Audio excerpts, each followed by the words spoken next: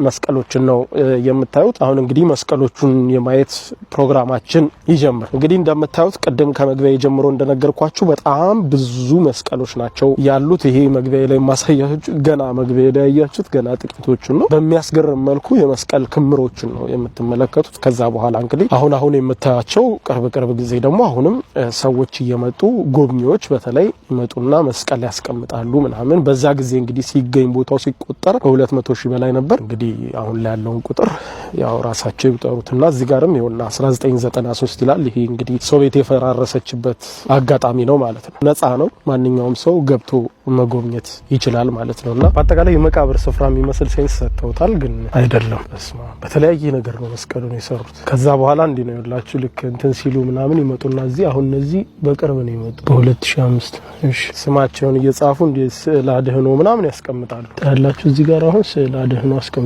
እና ምንድነው የሚባለው? ይሄ የመስቀሉ ተራራ ይባላል። የመስቀሉ ተራራ ነው የሚባለው።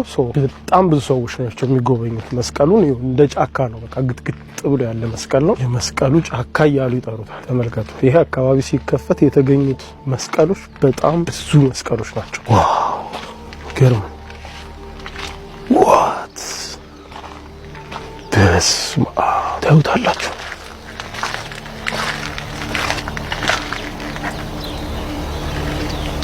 በስማ የሚገርም ነው።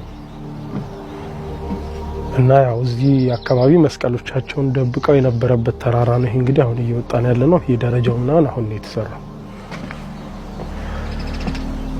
በስማ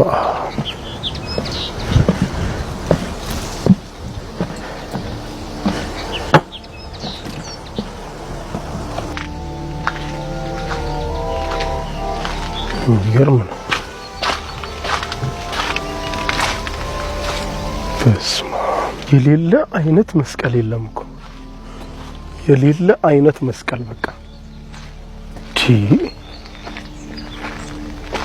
እንደዚህ አይነት ቦታ ይቻላል። ታዩታላችሁ የመስቀሉ ብዛት። ይሄ በእጅ የሚያዙ ተከሉ ምን የሚሉ የሚቀመጡ እንዳለ ይሄ ተራራው በሙሉ ይኸውላችሁ። ይሄ መስቀሉ ተራራ እዚህ አድርገው ያስቀመጡት። ይሄ ማህተቦቻቸው ያደረጉት የነበረው ማህተም ምናምን በዛ ጊዜ ይኸውላችሁ። የሚገርም ነው። የሚገርም ይኸው እነዚህ በጣም ተስተካክለው ምናምን ተጠርበው የተሰሩ እነዚህ ትልልቅ መስቀሎች ደግሞ ከአብያተ ክርስቲያኖች ውስጥ በወቅቱ የወጡ እንደነበረ ነው የተጻፈው። እንዳንሸራትተኝ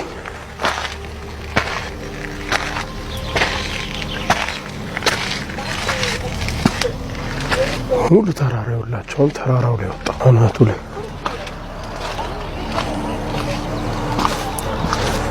ታያቸዋላችሁ። አንገት ማተቦቻቸው ምናምን እንዴት አድርገው እንዳስቀመጡት በስማ የሚገርም ነው። መስቀሉ ብዛት ተመልከቱት። አንገታቸው ላይ ያደረጓቸው የነበሩ ክሮች የሚገርም ነው።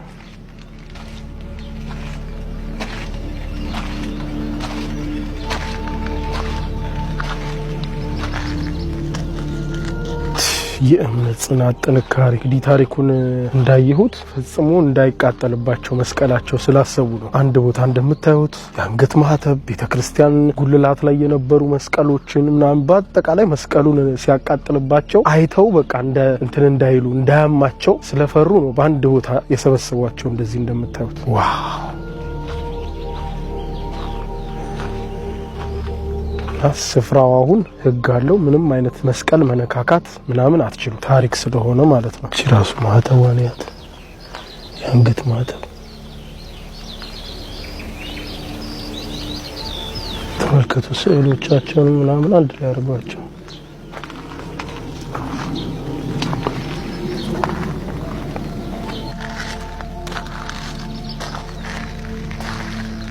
የሚደንቅ ጽናት ነው የነበራቸው። እውነት ለመናገር በስማ ይሄ ጌታ ኢየሱስ ክርስቶስ ተሰቅሎ የሚያሳይ ሐውልት ነው። እንደምታዩት በሐውልቱ ላይ ምንም አልተጻፈም። ያው ያመለክተው ይሄንን ነው። ይሄም እንግዲህ የመስቀሉ ተራራ ይባላል ማለት ነው። ታሪኩ እንግዲህ የነገርኳችሁ ነው። በአካባቢው የሚነገርለት ስለ ቦታው ያለው ታሪክ ማለት ነው። የሚገርም ነው። ከዛ በኋላ እንደነገርኳችሁ ብዙ ሰዎች መስቀል ያደረጉ ማስታወሻ ያስቀምጣሉ። በአካባቢው ባለው አሁን ባለው ልምድ መሰረት የተለያዩ ባለስልጣኖች ምናምን መንግስት ነገስታትም እዚህ መስቀሎችን በማስቀመጥ የራሳቸውን እንትን ያስቀምጣሉ፣ መልእክቶቻቸውን ጽፈው ያስቀምጣሉ ማለት ነው። እና አብዛኛው እንግዲህ በእንግሊዘኛ ቋንቋ የለም ማለት የለም በሚባል ደረጃ ነው፣ አንዳንዱ ብቻ ነው እንጂ አብዛኛው የአርመን አሉ፣ የዚያው ሀገር የራሳቸው የሊቱዌኒያ ቋንቋ አለ፣ ጀርመንኛ ምናምን ነው። ለምሳሌ እዚህ ላይ አሁን የዩክሬንና የዚህ ሀገር ባንዲራ አለ፣ የሊቱዌኒያ ባንዲራ ማለት ነው እንደምታዩት። ይሄ ደግሞ ፖርቹጊዝ ኤር ፎርስ ይላል። ይሄው ኢናንስድ ኤር ፖሊሲንግ ይላል። 2021 የቆመ መስቀል ነው ማለት ነው።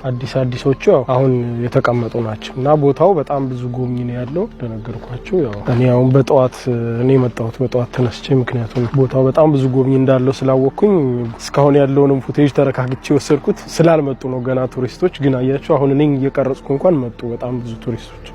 ያቻቸው ቱሪስቶች መጣሁ ሲያው